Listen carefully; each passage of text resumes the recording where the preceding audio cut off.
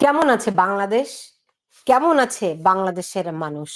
যে সীমাহীন স্বপ্ন আর আকাঙ্ক্ষা নিয়ে একটা নতুন বাংলাদেশ তারা গড়তে চেয়েছিল, যেই নতুন বাংলাদেশের জন্য তাদের জীবন তারা উৎসর্গ করেছে, সেই বাংলাদেশ কি তাদের কথা বলছে? যেই জুলাইয়ের যে অভ্যুত্থান, এর মধ্য দিয়ে গত যে প্রায় 3.5 মাসেরও বেশি সময় পার হয়েছে, এই 3.5 মাসে সেই আকাঙ্ক্ষার কতটুকু কাছে যেতে পেরেছে এই সরকার? চারদিক থেকে আসছে নানান রকম সমালোচনা।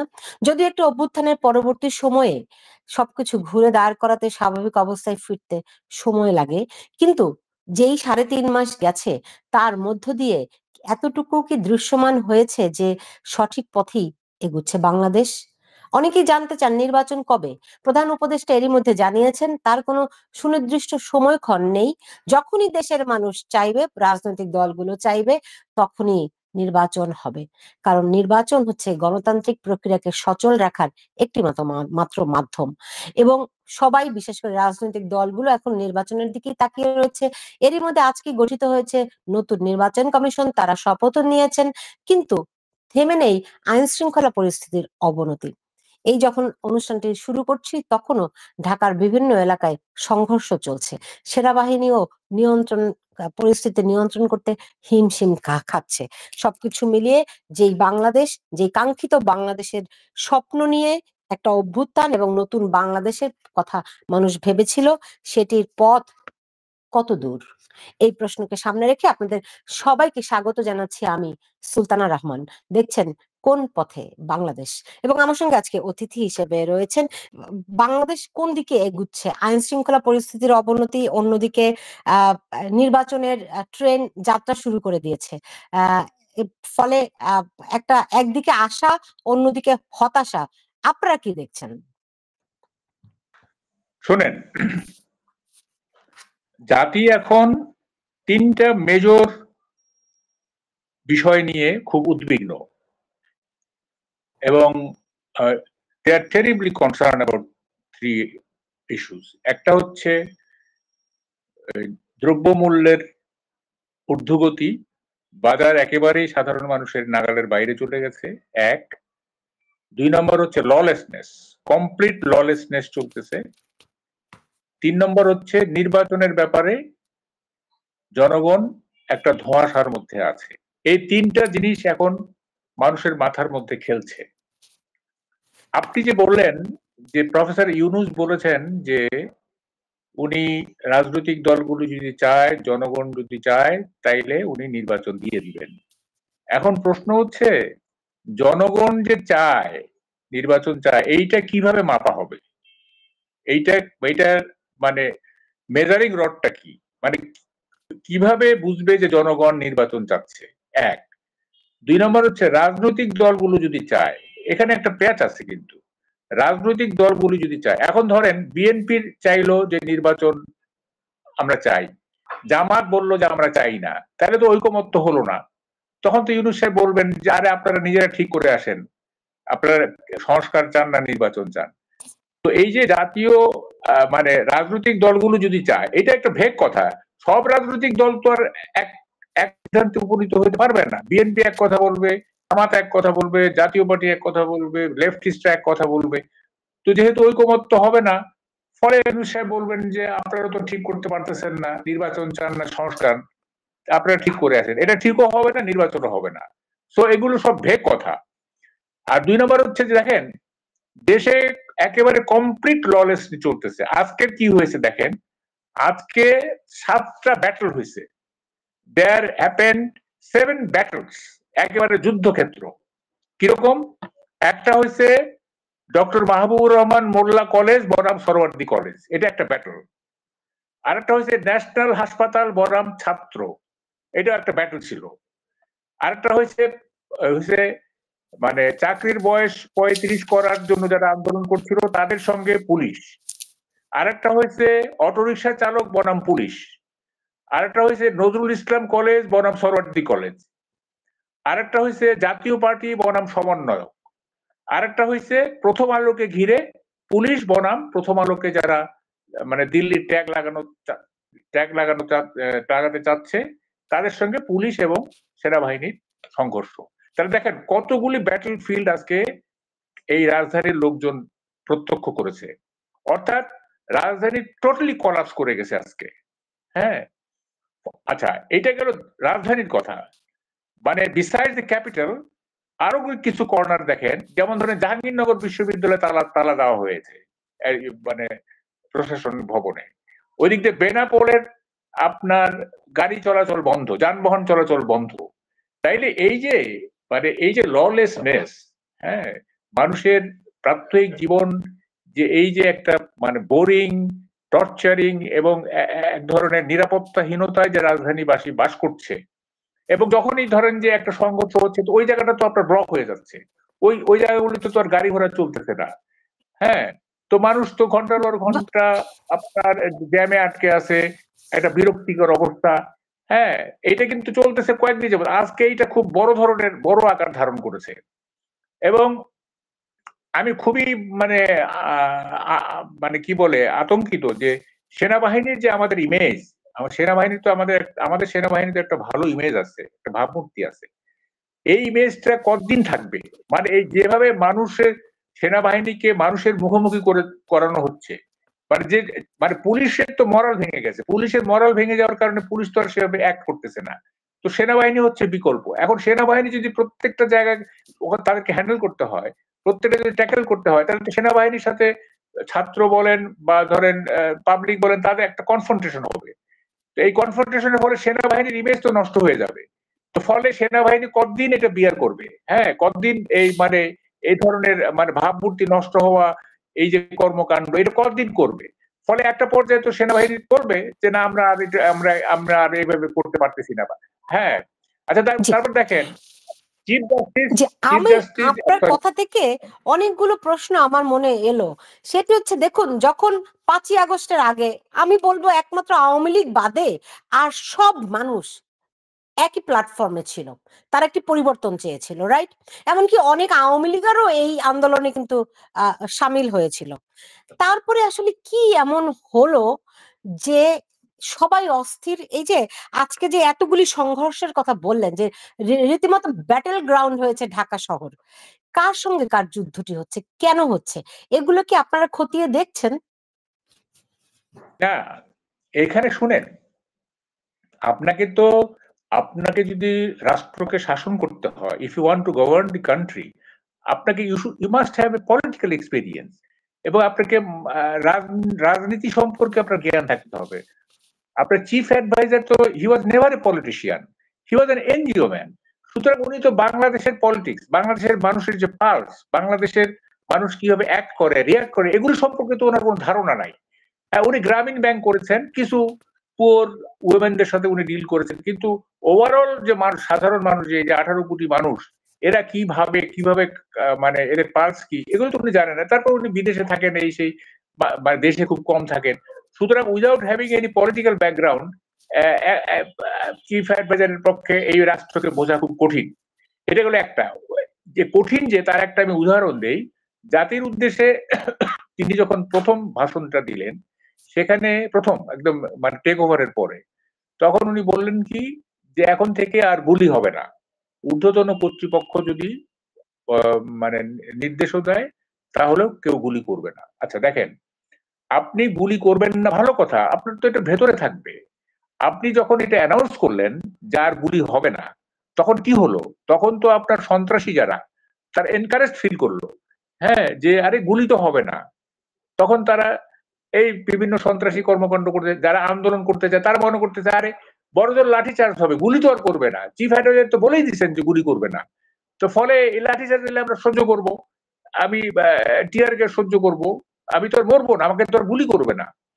ওই কথাটা বলা তো ওনার ভুল হয়েছে। উনি তো ভেতরে রাখতে পারতেন যে না, আমি শেখ হাসিনার পুলিশ যেভাবে গুলি করছে, শেখ হাসিনার বিডিআর যেভাবে গুলি করছে, আমি সেভাবে করব না, ঠিক আছে, আমার ভেতরে থাকুক। এইটা আপনি জাতির উদ্দেশ্যে এটা বলার তো কোনো দরকার ছিল না। আপনি কি করলেন? আপনি সমস্ত দুষ্কৃতিকারীদের কে আপনি অভয় দিলেন যে তোমরা যা কিছু করো তোমাদেরকে গুলি করা হবে না। আন্দোলনকারীদের আপনি অভয় দিলেন যে আন্দোলনকারীরা ভাবলো যে হ্যাঁ, আন্দোলন মানে আন্দোলন করে যদি দাবি আদায় করা যায় তা আন্দোলন করব। তো আমাকে তো না আন্দোলন না দমনের মাহবুব কামাল, জনাব মাহবুব কামাল, দেখেন শেখ হাসিনার পতনের 3 দিন আগে সেনাবাহিনী প্রধান তাদের যে একটা বৈঠক হয়েছিল ইন্টারনাল, সেই বৈঠকে কিন্তু সেনাবাহিনী ঘোষণা দিয়েছিল তারা কোনো গুলি করবে না। মানে আপনার কি মনে হয় এগুলি সম্পর্কিত? না, সেনাবাহিনী গুলি করবে না। সেনাবাহিনী কেন গুলি করবে? সেনাবাহিনী তো তাদের একটা ইমেজ আছে। হ্যাঁ, সেনাবাহিনী পাবলিকের উপর কেন গুলি করবে? ওইটা তো ঠিকই ছিল, ওদের ওদের বৈঠকের সিদ্ধান্ত ঠিক ছিল। আমার কথা হচ্ছে যে যখন ল অ্যান্ড না, অর্ডার সিচুয়েশন। আন্দোলনের আগে এবং পরে আপনি একটু চিন্তা করে দেখুন, আন্দোলনের মানে শেখ হাসিনার পতনের আগে এবং পরে। পতনের আগে সেনাবাহিনী বলে দিল যে আমরা গুলি করব না, রাইট? এটা ঠিক আছে। এখন যখন প্রধান উপদেষ্টা বলছেন কাউকে গুলি করা হবে না, এইটা ঠিক নাই। হ্যাঁ, এটা এটা এটা মুখে বলার দরকার নাই। আপনি গুলি করেন, গুলি করা তো কোনো ভালো কাজ না, তাই না?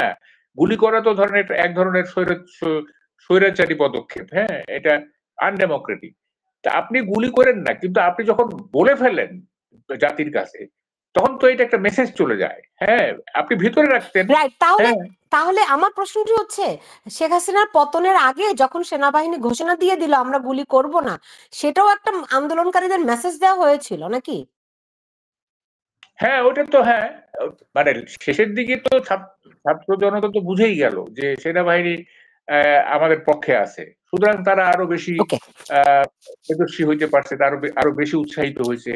হ্যাঁ, এবং একটা পর্যায়ে রাইট। তো দেখা গেল যে সেনাবাহিনী এবং আন্দোলনকারীরা মানে কোলাকুলি করতেছে বা তাদের তাদের একটা যৌথ মিলন ঘটছে। এটা তো একটা পর্যায়ে দেখা গেল। মানে তো ফলে উম, এখন এইটা এইটা এখন এইটা মানে প্রধান হ্যাঁ, উপদেষ্টা আমি ডেইলি স্টারের সম্পাদক মাহফুজ আনামের সঙ্গে প্রধান উপদেষ্টার সাক্ষাৎকারটি দেখছিলাম। সেখানে তিনি বলছেন যে তিনি তো রাজনীতিবিদ নন, তাদের কোনো রাজনৈতিক আকাঙ্ক্ষাও নাই, মানুষ যখনই চাবে তখনই নির্বাচন দিবে, তারা শুধুমাত্র ফ্যাসিলিটেটর। এখন আইন শৃঙ্খলা পরিস্থিতি যে পরিমাণ অবনতি হয়েছে, ললেসনেস, জঙ্গলের শাসন যেভাবে করে চলছে, তিনি তাহলে আসলে কিসের ফ্যাসিলিটেটর?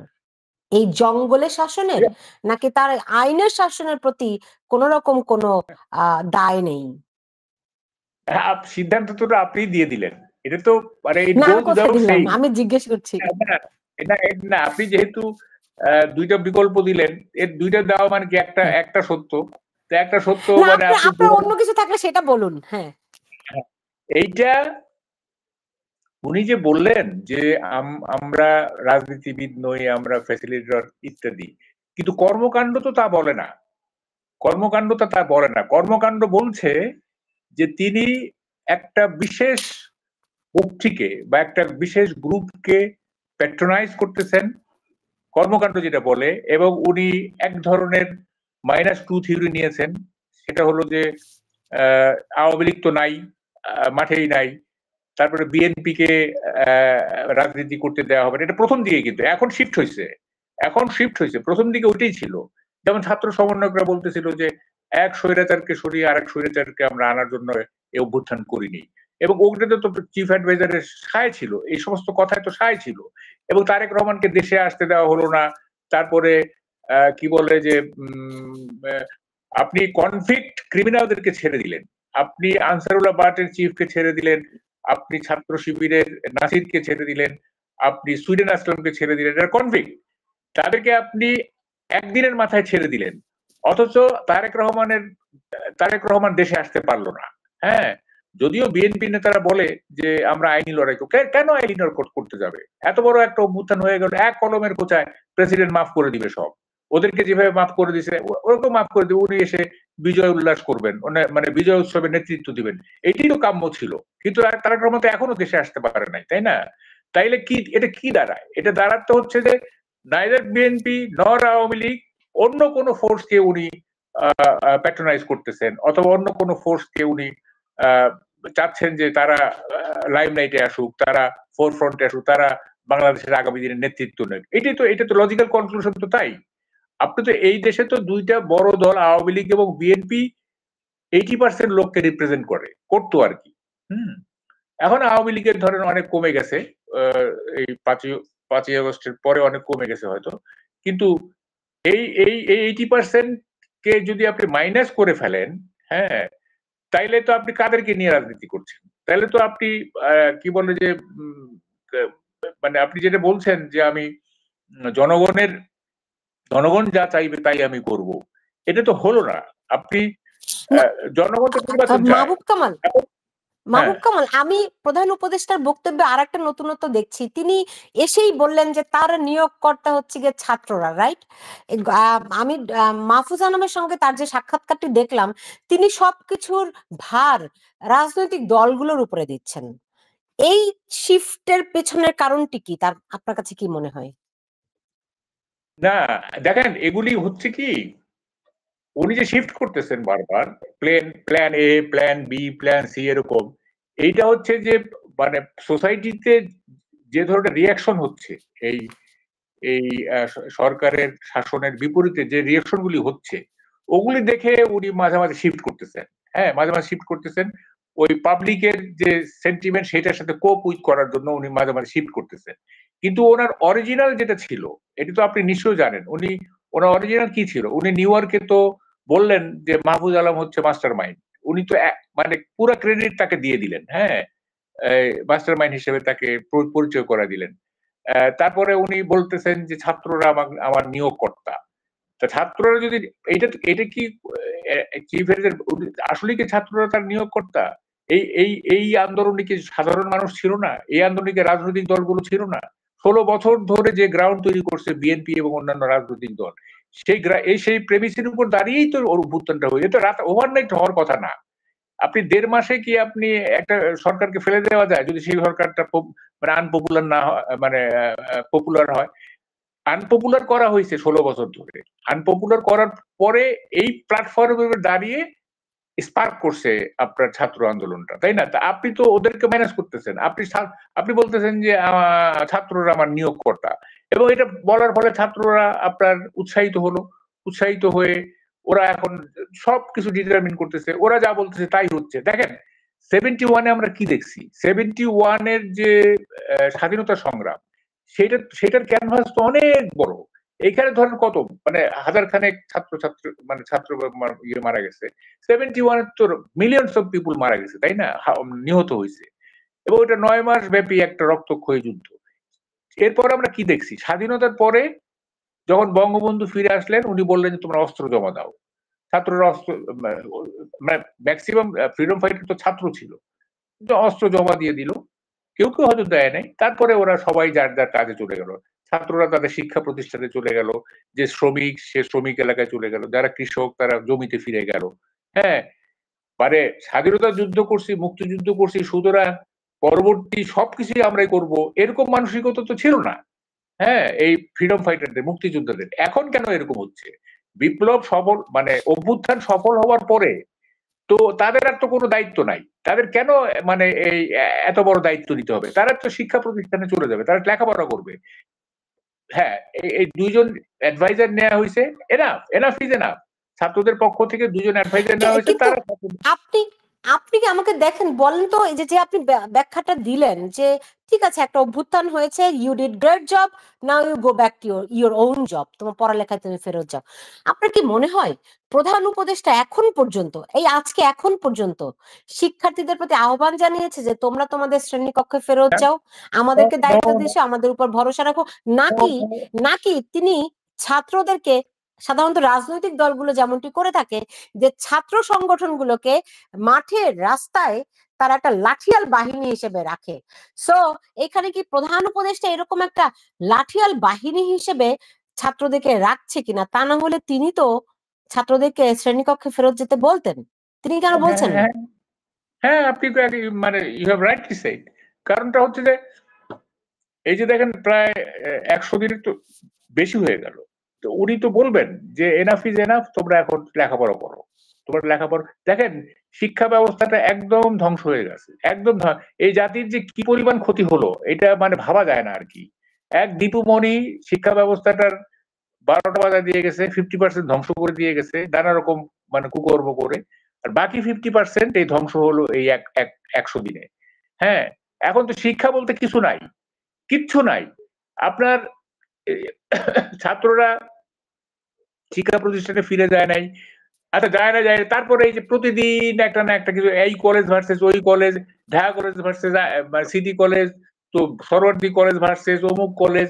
বাট এই যে একটা একটা সাংঘর্ষিক চরিত্র পরিগ্রহ করলো আপনার ছাত্ররা, এটা তো একটা ভয়াবহ ব্যাপার। এবং এইটাকে কিভাবে কন্ট্রোল করা যাবে, ছাত্র সমাজকে কিভাবে আহ, মানে ওই যে ছাত্ররং অধ্যয়নং তপ, এই যে সংস্কৃত শ্লোক, এই এই শ্লোকে কিভাবে ফেরত আনা যাবে?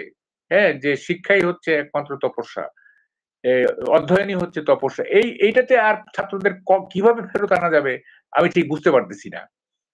এখন দেখেন, এবং সেরকম কিন্তু কোনো উদ্যোগও নেই। এইবার যদি একটু বলতেন যে নির্বাচনের যাত্রা শুরু হয়ে গেছে, নির্বাচনের ট্রেন চলা শুরু করে দিয়েছে, প্রধান উপদেষ্টা বলেছেন, এবং আজকে নির্বাচন কমিশনও শপথ নিয়েছে। কেমন হলো কমিশন এবার? কমিশন দেখেন মানে একটা জিনিস আমাদের বুঝতে হবে, আপনি তো আমেরিকায় আছেন, আপনাকে তো বোঝানোর কিছু নাই।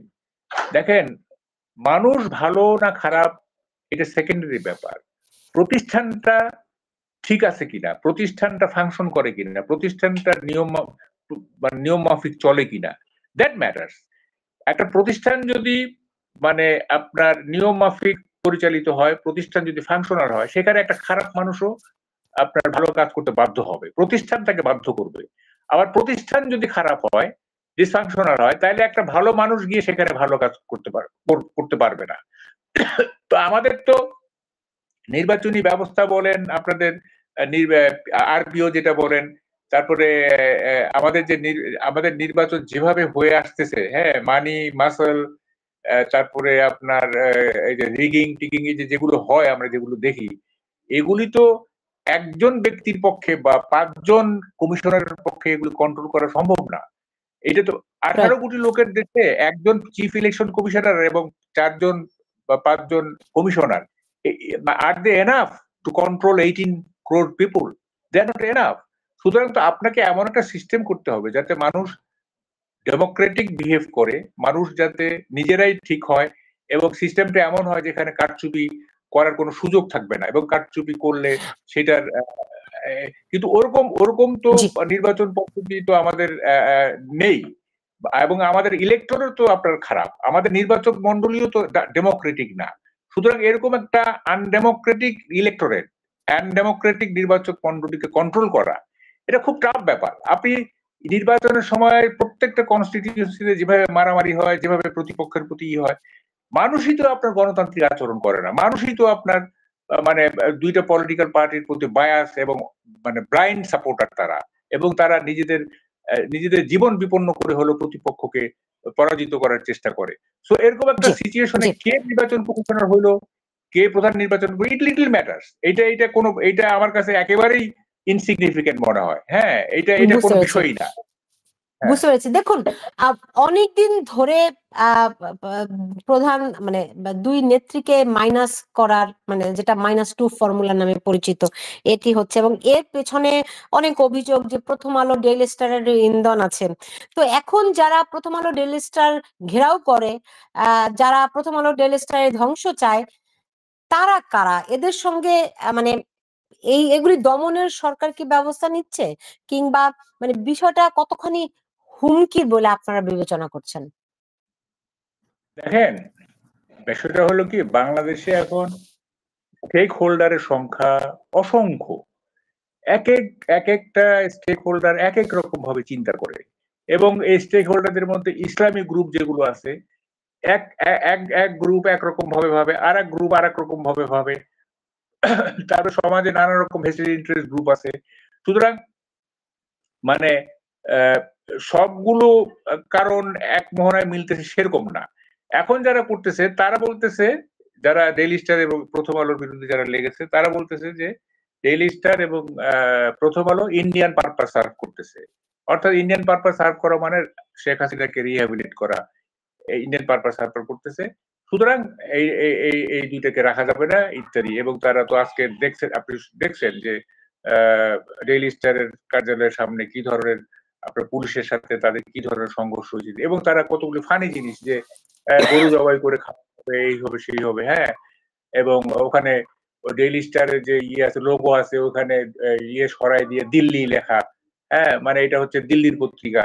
হ্যাঁ, তো এইটা দেখেন একটা গ্রুপ বা কিছু সংখ্যক লোক মনে করলো যে ডেইলি স্টার এবং প্রথম আলো রাখা যাবে না, তাদেরকে ধ্বংস করে ফেলতে, বাস তারা লেগে গেল। এখানে তো কোনো না, মানে আইনের শাসন নাই। আপনাকে না তো দেখুন, আমি আইনের আমি আমি আমি কয়েকটা, আপনারা জানেন যে এই আন্দোলনের পেছনে ইউটিউবার কিংবা সামাজিক যোগাযোগ মাধ্যমে যারা অ্যাক্টিভিস্ট, তাদের একটা বিরাট ভূমিকা আছে। এরকম দুই একটি প্ল্যাটফর্মের ইদানিংকার কথাবার্তা আমি শোনার চেষ্টা করছিলাম যে তারা আসলে কি বলে। তারা তো যে সমস্ত কথাবার্তা বলে এবং যেভাবে করে উস্কানি দেয়, আর তা দিয়ে যদি রাষ্ট্র পরিচালিত হয়, এটি তো আতঙ্কিত হওয়ার মতোই, নাকি? হ্যাঁ হ্যাঁ, অবশ্যই অবশ্যই। এখন তো ধরেন যে মানে আপনি যদি রুল অফ ল এস্টাবলিশ করতে না পারেন, তাইলে যত ভেস্টেড ইন্টারেস্ট গ্রুপ আছে তারা সবাই তো তাদের নিজস্ব পারপাস সার্ভ করার চেষ্টা করবে। সবাই তাদের তাদের এজেন্ডা নিয়ে এজেন্ডা পার্সিউ করার চেষ্টা করবে। আপনি তো জনাব মাহবুব কামাল, এই দায় কি প্রধান উপদেষ্টা নিবেন না? কারণ আপনি আপনি নিজেই বলছিলেন যে দেখুন, ওই যে জসিমউদ্দিন রহমানী, তিনি একজন জঙ্গি, তিনি আদালতে সাজাপ্রাপ্ত, তিনি নাকি বিরাট বড় ইমাম, ইমাম না তো সরি, তিনি নাকি বিরাট বড় আলেম। আপনি বলেন যে একজন আলেম আমাদের সমাজে অনেক সম্মানিত একজন মানুষ, রাইট? আর একজন জঙ্গি, একজন, তাকে মানুষ, সে একটা একটা অপরাধী, রাইট?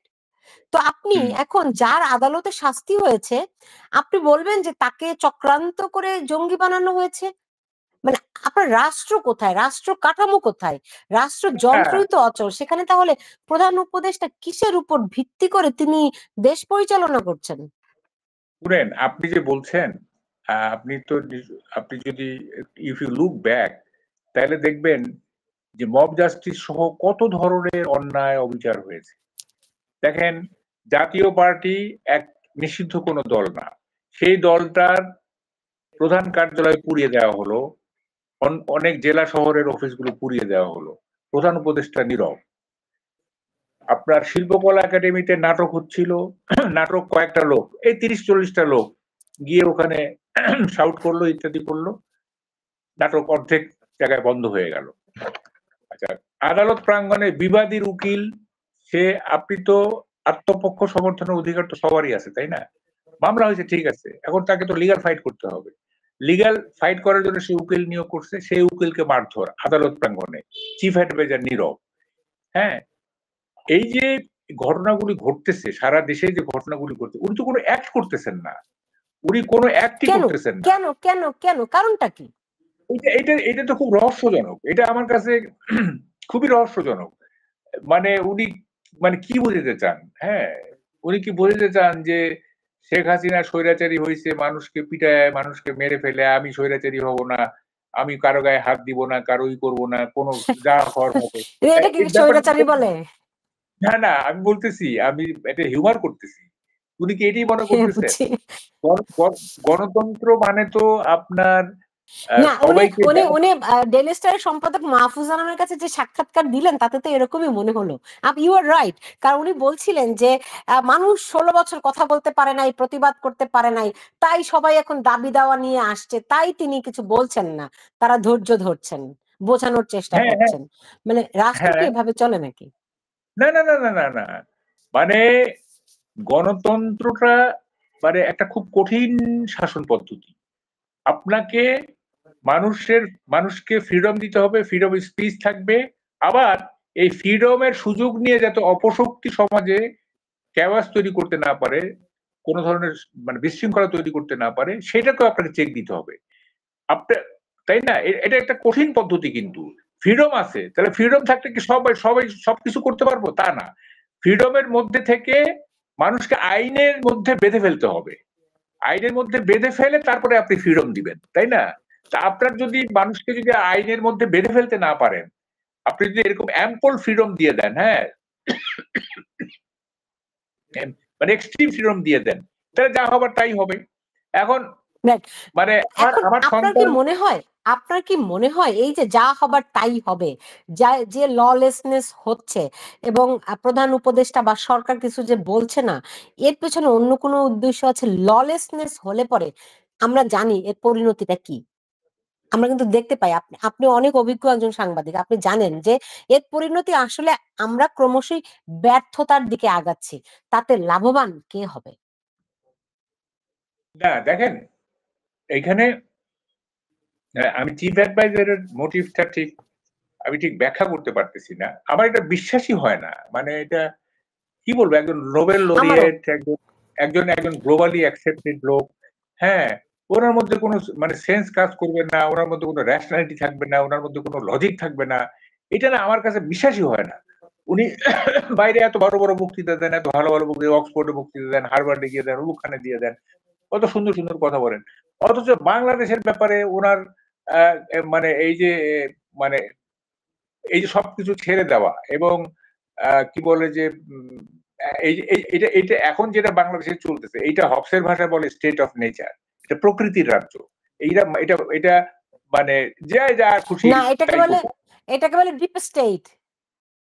আচ্ছা, এখন এই যে প্রকৃতির রাজ্য, স্টেট অফ নেচার, সবাই যার যার যে যা খুশি তাই করতেছে, এইটা উনি হুম। কেন অ্যালাউ করছেন? এইটাই it's a billion dollar question. এটা কেন উনি অ্যালাউ করছেন? হ্যাঁ, এবং দেখেন কতগুলো জিনিস উনি একবার ইনিশিয়েটিভ নেন, আবার যখন এটা সোসাইটি বাউন্স করে তখন আবার ফিরে আসেন। হ্যাঁ, এই যে আওয়ামী লীগকে নিষিদ্ধ করার দাবি উঠলো ইত্যাদি, তখন উনি কিছু বললেন না। আবার যখন এইটার বিপক্ষে যখন বিএনপি বক্তব্য দিল বা অন্যান্য সুশীল সমাজের কেউ কেউ বক্তব্য, তখন আবার এটা নিয়ে পিছিয়ে আসলেন। হ্যাঁ, তারপরে আপনার কি মনে কি হয়, বলে যে জনাব মাহবুব কামাল, আপনার কি মনে হয় যে এই সরকার এবং যারা ছাত্র সমন্বয়ক এই মুহূর্তে আছেন, তারা বিএনপির দিকে এক প্রকার এখন এই মুহূর্তে তাকিয়ে আছে? কি তাকিয়েছে মানে কি তাকিয়ে জন্য আছে মনে করেন যে আমরা, মানে তারা কোনো কারণে ভয় পাচ্ছে আওয়ামী লীগ আবার ফিরে আসে কিনা, কিংবা যদি আবার আমরা পুরাতন রাজনৈতিক ব্যবস্থার দিকে যাই সেক্ষেত্রে তাদের ভবিষ্যৎ কি হবে, এসব নিয়ে তারা শঙ্কিত কিনা, এবং সেই শঙ্কা থেকে তাদেরকে বিএনপি উদ্ধার এটা করতে পারে, এরকম একটি সিমটম প্রধান উপদেষ্টা এবং সমন্বয়কদের মধ্যে দেখছেন কিনা? এটা আমি দেখছি এই দু এক দিন ধরে। এর আগে তো এরকম দেখি নাই।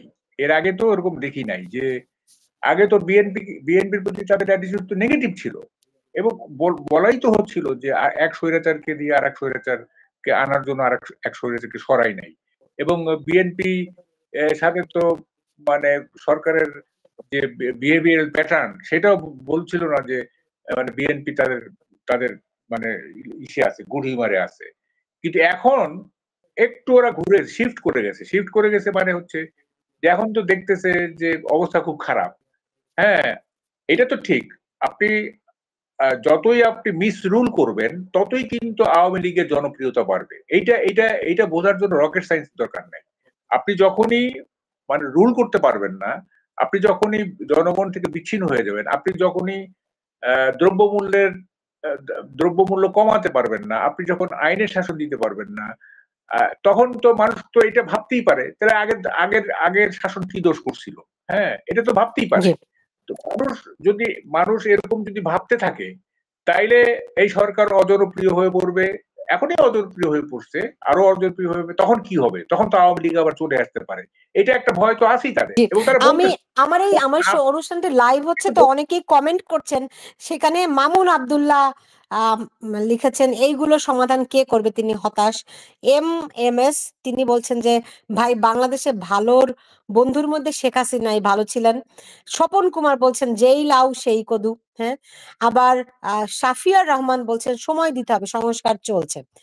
মামুন আব্দুল্লাহ বলেছেন যে প্রথম আলো ডেইলি স্টার বিগত সরকারের যখন কঠোর সমালোচনা করছে তখন খুব ভালো লাগছে, এখন এই সরকারের সমালোচনা করলে বিশেষ তকমা দেওয়া হচ্ছে। এটি কিন্তু ঠিক যে আপনি আপনি ন্যায়সঙ্গত কথা বললে তখন আপনাকে আওয়ামী লীগের দালাল বলা হচ্ছে, নানান রকম স্বৈরাচারের দোসর বলা হচ্ছে, সেই ট্যাগিং কিন্তু রয়েছে।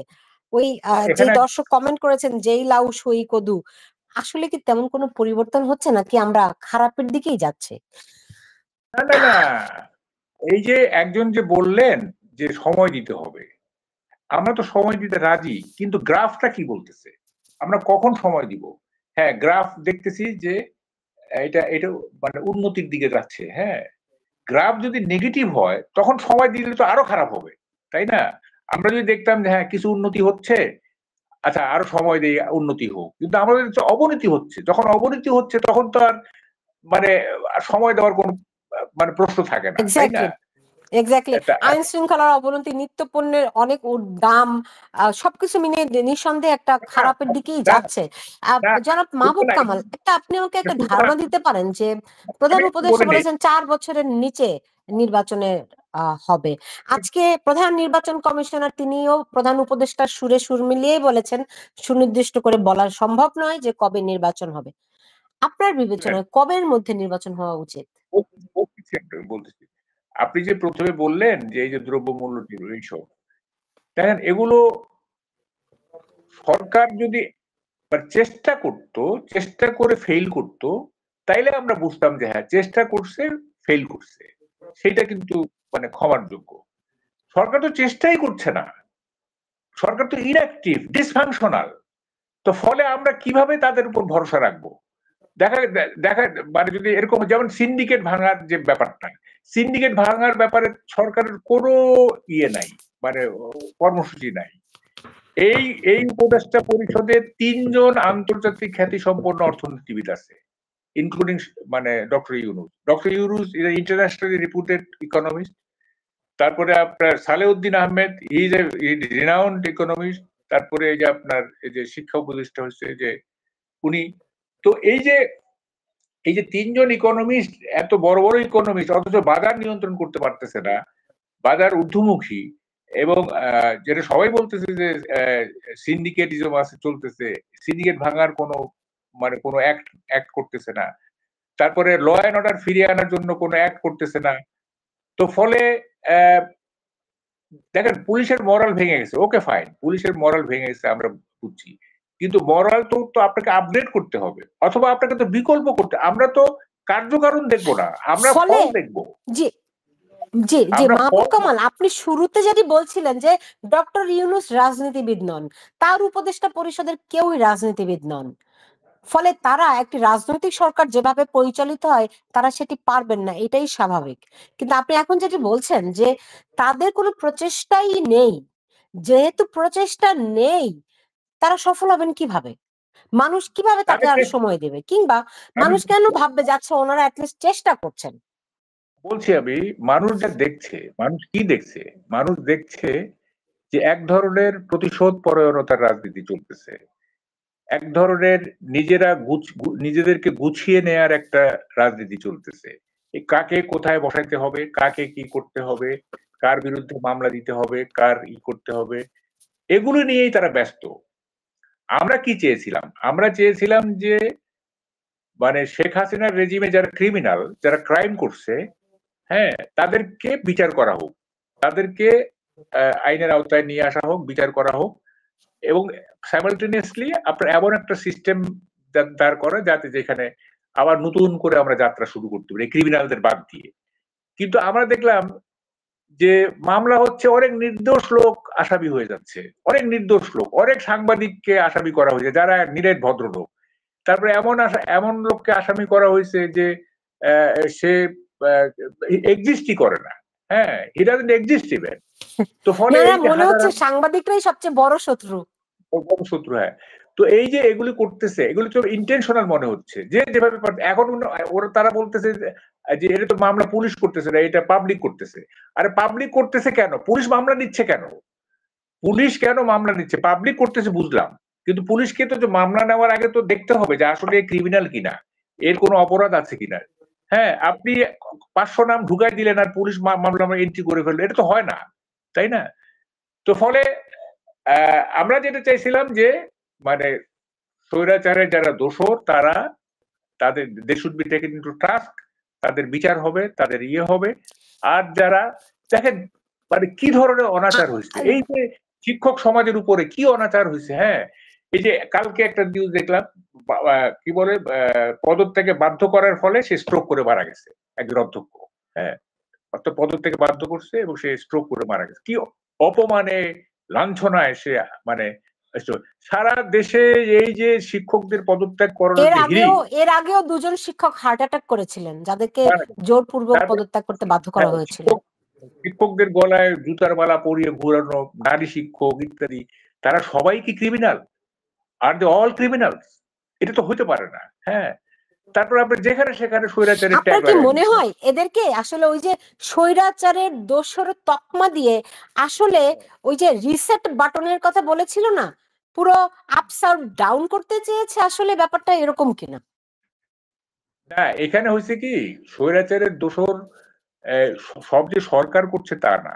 যেমন ধরেন কি কি হচ্ছে, যেমন বিএনপির একজন নেতা, সে তার একটা রাইভেল আছে সোসাইটিতে, তার এলাকায় একটা রাইভেল আছে, তাকে শায়েস্তা করতে হবে। সে মানে বলতেছে সে স্বৈরাচারের দোষক এবং তার বিরুদ্ধে মামলা হয়ে যাচ্ছে। হ্যাঁ, বা আছে না কতগুলি তো মানে আপনার কিছু পার্সোনাল করলেই ইন্টারেস্ট। স্বৈরাচারের দোসর। হ্যাঁ, পার্সোনাল ইন্টারেস্ট যখনই হচ্ছে, যেমন একটা খুব মজার ব্যাপার শুনেন, এক ছেলে 18 বছরের এক ছেলে মিরপুরে, তাকে খেলা দেখতে স্টেডিয়ামে ঢুকতে দেওয়া হয়নি, যার পাস নাই, টিকিট নাই আর কি। যখন ঢুকতে দেওয়া হয়নি, সে চিল্লায় চিল্লায় বলতেছে, ছাত্র যেহেতু, বলতেছে যে কালকে থেকে যারা এই খেলা দেখতে আসবে তারা সবাই স্বৈরাচারের দোষর। বলেন, 18 বছরের একটা ছেলে, সে বলতেছে যে কাল থেকে যারা খেলা দেখতে আসবে তারা সবাই স্বৈরাচারের দোষর। এই যে মানে ট্যাগ জি। লাগানো, হ্যাঁ, সবাইকে ট্যাগ লাগানো। এবং আপনাকে তো শুনেন, আপনাকে যদি রুল করতে হয়, আপনাকে তো সোসাইটিটাকে সুস্থির রাখতে হবে এবং সোসাইটিকে আনস্টেবল করা যাবে না, এটাকে আনরেস্ট করা যাবে না। তা সুস্থির রাখতে গেলে তো আপনাকে পলিটিক্স অফ অ্যাকোমোডেশন করতে হবে, পলিটিক্স অফ অ্যাডজাস্টমেন্ট করতে হবে। আপনাকে আহ, একটা বিশাল গ্রুপকে আপনি হস্টাইল করে, আওয়ামী লীগের সমর্থক কি কম আছে এই সোসাইটিতে? আপনি কি মনে করেন কম আছে? অনেক আছে। তা আপনি সবাইকে হোস্টাইল করে সবাইকে উচ্ছেদ করে দিবেন। হ্যাঁ, দোষী নির্দোষ নির্বিশেষে আপনি সবাইকে উচ্ছেদ করে দিবেন। হ্যাঁ, আপনি জাতীয় পার্টির মতো একটা দল, যেটা থার্ড বিগেস্ট পার্টি ছিল, হ্যাঁ, তাকে আপনি রাজনীতি করতে দিবেন, তার অফিস পুরাই দিবেন, তাদের ইয়ে করবেন। কি দোষ তাদের? তারা নির্বাচনে অংশ নিছে, তারা স্বৈরাচারের দোষ। আরে নির্বাচনে অংশ নিছে, আচ্ছা একটা দোষ করছেই না হয়, হ্যাঁ, তো এইটার জন্য কি তাকে উৎখাত করে দিতে হবে এবং তার অফিস টফিস জ্বালায় দিতে হবে? হ্যাঁ, আমি তো মনে করি রাইট। 24-এর নির্বাচনে অংশ নেওয়া উচিত হয় নাই।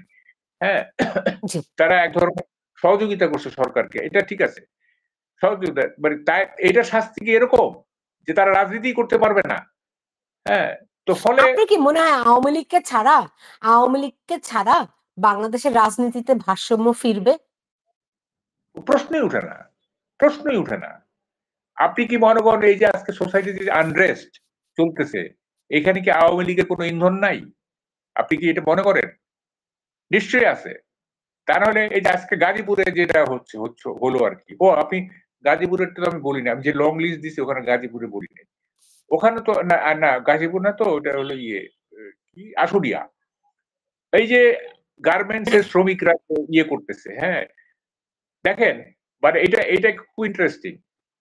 এই এক গার্মেন্টস এর শ্রমিকরা বেতন টেতন পাচ্ছে না, আপনি ওই গার্মেন্টস এ পোড়াই দিচ্ছেন, ঠিক আছে, আপনি বেতন দিচ্ছেন না, ই হচ্ছে না, আপনি বিশৃঙ্খলা। পাশের একটা গার্মেন্টস, সেই গার্মেন্টস এর মালিক নিয়মিত ভাবে বেতন দিয়ে যাচ্ছে শ্রমিকদেরকে, তার কোনো ফল্ট নাই, আপনি সেখানেও আঘাত করতেছেন, ঠিক আছে, আপনি ওখানে শ্রমিকরা ওখানেও গিয়ে আঘাত করতেছে। তো এইটা তো কোনো সুবিবেচনা হলো না, না তাই না? আমি যেখানে বেতন পাচ্ছি না, আমাকে যেখানে ডিপ্রাইভ করা হচ্ছে, আমি সেখানে হাঙ্গামা করলাম, কিন্তু আরেকটা গার্মেন্ট সে না। নিয়মিত ভাবে বেতন জি। দিয়ে যাচ্ছে, জি। তাকে তো আপনি হামলা করতে পারেন না। তাহলে নিশ্চয়ই এখানে কোনো একটা ইন্ধন আছে, নিশ্চয়ই এখানে কোনো একটা বাইরের শক্তি আছে। হ্যাঁ, এবং মানে সেটা আওয়ামী আপনারা লীগ কি হইতে মনে পারে। করেন সেটি কি আওয়ামী লীগের ইন্ধন আছে? কারণ আমরা তো শুনতে পাচ্ছি আওয়ামী লীগ ভয়ে পালিয়ে আছে, তারা সবাই হ্যাঁ, আত্মগোপনে আছে। আমি তো আমি তো একেবারে 100% বলতেছি না, আমি তো বলতেছি না যে এটা হুম। নিশ্চিত ভাবে বলতেছি না, আমি বলতেছি যে এই যে আওয়ামী লীগ তো চাইবে সোসাইটি আনরেস্ট হয়ে যাক, এটা তো চাবেই তারা, হ্যাঁ, যে এই সরকারকে ফাংশন করতে দেয়া কিন্তু যাবে না। আনরেস্ট করার শক্তি তাদের আছে কিনা? হ্যাঁ, আনরেস্ট করতে তো বেশি বেশি লোক লাগে না, আনরেস্ট করতে বেশি লোক লাগে না। হ্যাঁ, একজন দুইজন উস্কানি দিলেই হয়ে যায়, এটা কোনো সে তো আর আনরেস্ট করবে না, সে করাবে, সে, তাই না? ফলে আমি বলছি না যেটা আওয়ামী লীগ করছে, আমি বলছি যে আওয়ামী লীগকে হস্টাইল করে, হ্যাঁ, এত বড় একটা দল, যে দলটা অ্যারাউন্ড 40% লোককে রিপ্রেজেন্ট করতো, হুম, এবং যে দলটার একটা ভোট ব্যাংক হচ্ছে মাইনরিটি, মানে হিন্দু সনাতন ধর্মগুরুরা, এটা বিশাল একটা সংখ্যা, তাই না? অ্যারাউন্ড 40% আপনার তাদের ভোটার। হ্যাঁ, এখন গণ অভ্যুত্থানের কারণে কত পার্সেন্ট কমছে না বাড়ছে এটা তো আর আমরা হিসাব করি নাই। দেখেন এই যে ওই মাসুদ কামাল একটা জরিপ করছে, সেখানে দেখা যাচ্ছে যে 56% আওয়ামী লীগ এখন, এবং মানে সেকেন্ড হচ্ছে 20% সেটা জামাত। মাসুদ করিমের একটা জরিপে, সে তো অভ্যুত্থানের পক্ষের লোক, তার জরিপে এটা পাওয়া গেছে। হ্যাঁ, তো ফলে এটা তো আপনি যেহেতু ভোট করেন নাই, আপনি তো বলতে পারবেন না যে আওয়ামী লীগ শেষ হয়ে গেছে। এটা বলতে পারবেন না আপনি। একটা যদি নিউট্রাল ভোট হয়, একটা গ্রহণযোগ্য ভোট হয়, তখন না ওই ভোটের রেজাল্ট দেখে আপনি বলতে পারবেন জি যে আওয়ামী লীগের জি পপুলারিটি আছে কি নাই, তাই না? তো ফলে আপনি এত বড় একটা শক্তিকে, হ্যাঁ, শেখ হাসিনা চলে গেছে ভারত, গেছে একা গেছে, আর কিছু লোক হয়তো ইন্ডিয়া চলে গেছে, আর সবাই তো আর ইন্ডিয়া চলে যায় না, তাই না? তো আপনার কাছে বাংলাদেশে কি তো মনে হয় যে আওয়ামী লীগ কি ব্যাক করতে পারবে সহসা? আমার কাছে যদি ডেমোক্রেসি চর্চা করতে দেয়া হয়, মানে রিয়াল অর্থে আর কি, হ্যাঁ, রিয়াল অর্থে মানে ডেমোক্রেসি চর্চা করতে দেয়া হয়, তাহলে আওয়ামী লীগের ভবিষ্যৎ ভালো আমি মনে করি। হ্যাঁ, কিরকম ভাবে যদি ভালো? দেয়া ভালো মানে হচ্ছে, শুনেন আমাদের এখানে কি হয়, আমাদের এখানে সব বাই ডিফল্ট হয়। আমি ধানের শীষে কেন ভোট দিচ্ছি? ভোট দেই যে আওয়ামী লীগ খারাপ করছে। আবার আওয়ামী লীগকে কেন ভোট দেই? যে বিএনপি খারাপ করছে। আমরা তো আমাদের ভোটটা কিন্তু পজিটিভ ভোট না, আমাদের ভোটগুলো হচ্ছে নেগেটিভ। হ্যাঁ, অন্যরা দোষ করছে কারণে, একজন দোষ করছে কারণেই যে কোনো কাজ করে নাই, তাকে দিয়ে দেখতেছি সে কি করে, সে ভালো করে কিনা। হ্যাঁ, ও এটা তাই তো তো সারা পৃথিবীতেই, হ্যাঁ, মানে এন্টি এটা এস্টাবলিশমেন্ট বা এন্টি গভর্নমেন্ট একটা মানুষের ইনকাম, বায়াসনেস কাজ করে।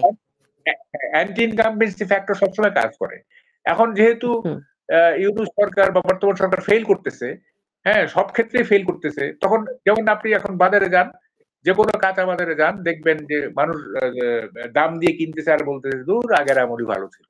এটা কি মানে, আগে এত টাকা দিয়ে কিনতাম, এখন এত টাকা দিয়ে কিনতাম, আগের আমলই ভালো ছিল। এমনি সুইপিং আর কি, সুইপিং কমেন্ট করতেছে। হ্যাঁ, তো ফলে যদি গণতন্ত্র চর্চা করতে দেয়া হয়, তাইলে আওয়ামী লীগের স্টেক আছে আর কি। হ্যাঁ, আর যদি আপনি তাকে চর্চা করতে না দেন, নিষিদ্ধ করে দেন, তারপরে ছাত্র সমাজ যদি মানে সবসময় মাঠে থাকে, আওয়ামী লীগকে কাজ করতে দিবে না, এই করতে দিবে না, তাহলে ডিফিকাল্ট। আপনি একটা গ্রহণযোগ্য নির্বাচন করেন এবং আওয়ামী লীগকে ক্রিমিনাল গুলি বাদ দিয়ে, যারা ক্রাইম করছে, যারা হ্যাঁ, যারা টাকা পাচার করছে, যারা মানে স্বৈরাচারকে ক্ষমতায় থাকতে সহযোগিতা করছে, তাদের বাদ দিয়ে যারা সাধারণ আওয়ামী লীগার আছে, তাদেরকে আপনি নির্বাচন করতে দিয়ে দেখেন যে পপুলারিটি কার কত। এটা তো শুনেন, ওই যে আজকে এখন কোথায় যেন আওয়ামী লীগের তো কোনো নেতারই কোনো উচ্চবাচ্য নেই, এত বড় দল, রাইট? তো সেই দলটা একদম এই ৩.৫ মাস ধরে একদম নীরব, কোথাও কারো কোনো টু শব্দটিও নেই। হ্যাঁ, এখন কেন থাকবে? এখন কেন থাকবে? এখন তো মাঠ হচ্ছে ছাত্রদের দখলে। মাঠ হচ্ছে ছাত্রদের দখলে এবং বিশেষত ইসলামিক ফোর্সের দখলে। হ্যাঁ, ফলে এই অবস্থায় আওয়ামী লীগের যারা সৎ, নিরীহ প্রকৃতির, তারা কেন মাঠে নামবে? তারা ওই রিস্কে তো যাবে না। এটা খুবই সাধারণ কথা। পরিস্থিতি যখন যদি ফেভারেবল হয়, তখন দেখবেন যে দলে বের হচ্ছে। এইটা তো সময়ের একটা ব্যাপার। বলে না যে মানে time is a great factor. হ্যাঁ, সময় একটা বড় ফ্যাক্টর। এই সময় তারা এটা করবে না। এটা খুবই স্বাভাবিক। মানে তার মানে বুঝতে এই পেরেছি। না, হ্যাঁ, তার মানে এই না যে আওয়ামী লীগ শেষ হয়ে গেছে। শুনেন, এটা জি ওই যে কি বলে, আওয়ামী লীগ এবং বিএনপি, এই ২ টা দলকে ধ্বংস করা খুব কঠিন কাজ। হ্যাঁ, কঠিন কাজ এই অর্থে, যেমন আমি আগের ট্যাক্সতে বলতাম, যতদিন স্মৃতিসৌধ থাকবে, শহীদ মিনার থাকবে, টুঙ্গিপাড়া থাকবে, মানে আধুনিক মানে কি বলে আমি সো-কল্ডই বলি, সো-কল্ড প্রগতিশীলতা থাকবে, ততদিন আওয়ামী লীগ থাকবে। আবার যতদিন জিয়ার মাজার থাকবে, যতদিন মাদ্রাসা মসজিদ থাকবে, যতদিন কি বলে যে এইসব থাকবে প্রো ইসলামিক যে ব্যাপার-স্যাপারগুলো, ততদিন বিএনপি থাকবে। তো এগুলো সবসময় থাকবে, সুতরাং সবসময় আওয়ামী লীগ থাকবে, সবসময় বিএনপি থাকবে। হ্যাঁ, এই ২ টাকে একেবারে, এইটা এরকম না যে কি বলে যে মশক নিধন না, যে আপনি কীটনাশক স্প্রে করে দিলাম, সব মশা মরে গেল। ব্যাপারটা কিন্তু এরকম না। হ্যাঁ? বুঝতে এটা তো পেরেছি। আওয়ামী লীগ এবং বিএনপি দুইটাই তো not only political force, they are social force also. তার কিন্তু সামাজিক শক্তিও। জি, জি। মাহবুব আপনি কামাল, গ্রামে কিন্তু যান, আপনার কি মনে হয় রাজনৈতিক দলগুলো দেখেন বাংলাদেশের মানুষ হ্যাঁ এই দুইটি দলের উপরই ভরসা করে। দিন শেষে মানুষ এদেরকেই কিন্তু বিশ্বাস করে। এটাই সত্যি কথা। কিন্তু রাজনৈতিক দলগুলো কি আমাদের মানুষকে এভাবে ভালোবাসে? বাসে না, বাসে না। Both the parties are anti people, both the parties are anti people. এটি আইরনি। বাংলাদেশের আইরনিটা হচ্ছে এই আর কি, মানুষ যাদেরকে ভালোবেসেছে, হ্যাঁ, তারা মানুষকে প্রতিদান দেয়নি। হ্যাঁ, আওয়ামী লীগ বলেন, বিএনপি বলেন, তারা প্রতিদান দেয়নি। আপনার কি মনে হয়, আপনার কি মনে হয় এই এখন যে বর্তমান নতুন রাজনৈতিক পট, এর পরে রাজনৈতিক দলগুলো কিছুটা হলেও শিক্ষা নেবে? না, না, না, না, না, প্রশ্নই ওঠে না। আমার একটা থিওরি আছে, বাংলাদেশের সংকট, এইটার কোনো রেডিক্যাল সমাধান নাই। বাংলাদেশের সংকট, আমি একটা হিউমার করে বলি, বাংলাদেশের সংকটের দুইটা সমাধান আছে। একটা হচ্ছে ডিভাইন ইন্টারভেনশন, অর্থাৎ স্বর্গ থেকে কেউ এসে সব ঠিক করে দিয়ে যাবে। এটা তো সম্ভব না, স্বর্গ থেকে তোর কেউ আসবে না। তো এটা বাদ। আর একটা আছে এভুলেশনারি প্রসেস, বিবর্তনমূলক। ওভার দি সেঞ্চুরি যদি হয়, যেমন ডাচ, ডেনিশরা কি ছিল? জলদস্যু ছিল। তারা ডাকাতি করবো, লুট করতো। ওভার দি সেঞ্চুরি তারা আজকে সিভিলাইজড। হ্যাঁ, আমরাও যদি ওভার দি সেঞ্চুরি সিভিলাইজড হইতে পারি, তাইলে হয়তো একদিন ভালো থাকবো। কিন্তু জি, ইমিডিয়েট বা মধ্যমেয়াদী বা কোনো র্যাডিক্যাল বিপ্লবের মধ্য দিয়ে মানুষ ভালো হয়ে যাবে, হয়ে যাবে, এগুলি এগুলি এগুলি একেবারেই মানে মিনিংলেস, অ্যাবসলিউটলি বোগাস। আমরা রাইট। যে আশা এবং করছি, পৃথিবীতে আসলে বিপ্লব বিপ্লব কখনোই তো সফল হয়নি। এটাই সত্যি কথা, আপনি তাই দেখেন না? এই যে আরব বসন্ত যে আমরা এত কিছু করলাম, হইলো আর কি, সেখানে কি হয়েছে? এই যে আমি যখন সংবিধান পুনর্লিখনের কথা উঠে, তখন তো আমি বলি যে আরব বসন্তের পরে তো মিশরের, তার আরো দুই একটা দেশের সংবিধান পুনর্লিখিত কিছু হয়েছে? হয়েছে কোথায়? হয়েছে সাউথ আফ্রিকায়। সাউথ আফ্রিকায় সংবিধান পুনর্লিখন করে ভালো হয়েছে। কারণ কি? Nelson Mandela politics of adjustment করছে, পলিটিক্স অফ অ্যাকোমোডেশন করছে। তার যে হোয়াইট তাদেরকে নির্যাতন করছে ব্ল্যাকদের, সেই ডি ক্লার্ককে সে ভাইস প্রেসিডেন্ট করছে। 26 বছর জেলে থাকার পরে এসে সে ব্ল্যাকদেরকে ওই যে ট্রুথ কমিশনের মাধ্যমে সবাই দোষ স্বীকার টিকার করে তারা একটা অ্যাডজাস্টমেন্টের পলিটিক্স, একটা অ্যাকোমোডেশনের পলিটিক্স করছে বলেই সাউথ আফ্রিকা ভালো আছে। হ্যাঁ, তো জি। মানে এটার পুনর্লিখন করে ভালো আছে। আমাদের রাজনীতিবিদরাও সেই বিষয়গুলি বুঝবেন, অন্তত মানুষ তাদেরকে যে ভালোবাসে তারা কিছুটা হলেও প্রতিদান দেবেন, দেশের উন্নয়নে কাজ করবেন এবং মানুষের জীবনের উন্নয়নের জন্য রাজনীতি এবং রাজনীতিবিদরা কাজ করবেন সেই প্রত্যাশা রাখছি। জনাব মাহবুব কামাল, আপনাকে অনেক ধন্যবাদ জানাচ্ছি এবং আপনি আপনি ভালো থাকেন। আপনাকে অনেক ধন্যবাদ আমাদের সঙ্গে আজকে যুক্ত হওয়ার জন্য। দর্শক, এই জি, ছিল থ্যাংক আমাদের আজকের আয়োজনে। আপনারা যে যেখানে আছেন সবাই ভালো থাকুন সেই প্রত্যাশা রেখেই বিদায় নিচ্ছি।